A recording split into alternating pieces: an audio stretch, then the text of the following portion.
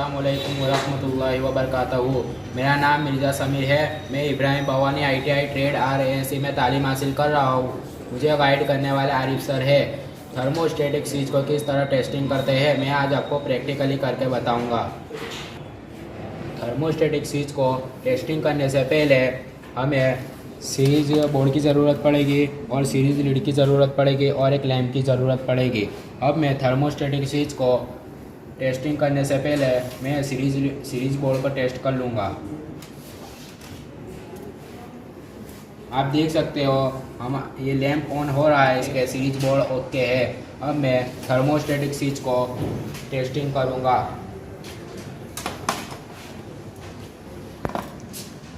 आप देख सकते हो लैंप ऑन नहीं हो रहा, इसका मतलब ये है कि थर्मोस्टेटिक सीरीज ख़राब है या तो ऑफ पोजीशन में है। अब मैं इसको चेक करूँगा। मैंने थर्मोस्टेटिक स्विच को ऑन पोजीशन में कर ली है। अब मैं इसको टेस्ट करूँगा।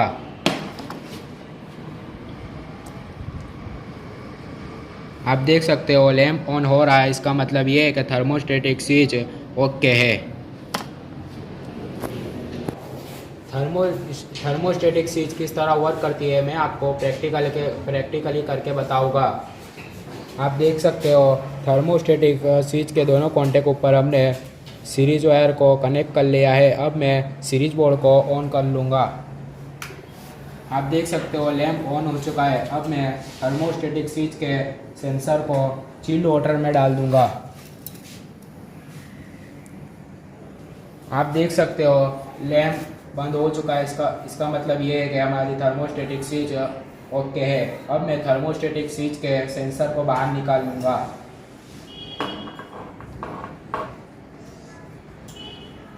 आप देख सकते हो लैंप ऑन हो चुका है, इसका मतलब ये है कि थर्मोस्टेटिक स्विच ओके है। इसी तरह कंप्रेसर भी ऑन ऑफ होता रहता है।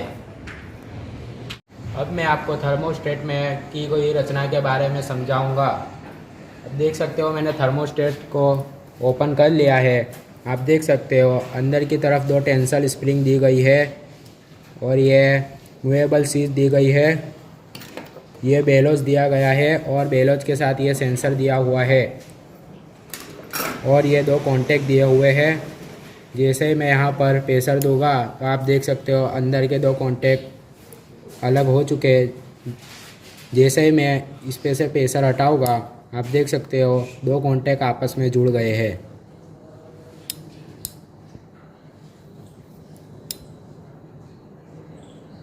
अब मैं आपको थर्मोस्टेट स्विच किस तरह कार्य करते हैं उसके बारे में समझाऊंगा।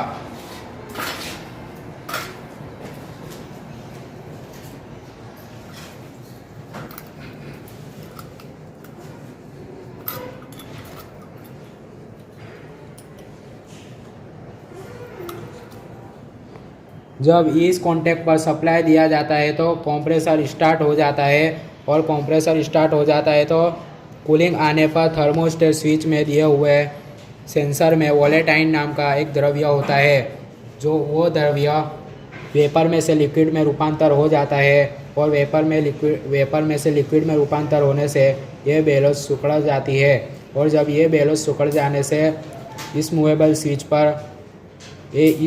स्विच पर बाहर की तरफ आती है और जब ये मूवेबल स्विच बाहर की तरफ आती है तो यहाँ पर इस कॉन्टैक्ट पर प्रेशर आने से ये दो कॉन्टैक्ट अलग हो जाते हैं और जब ये दो कॉन्टैक्ट अलग होने से कंप्रेसर बंद हो जाता है।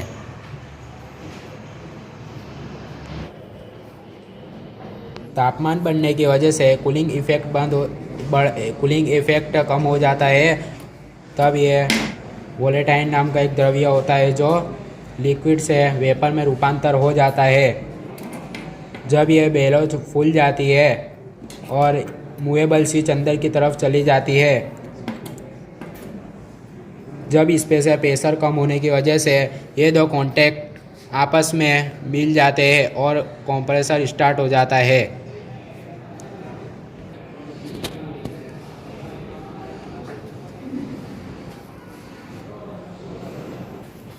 इस तरह थर्मोस्टेट स्विच कार्य करती है। Thanks for watching video.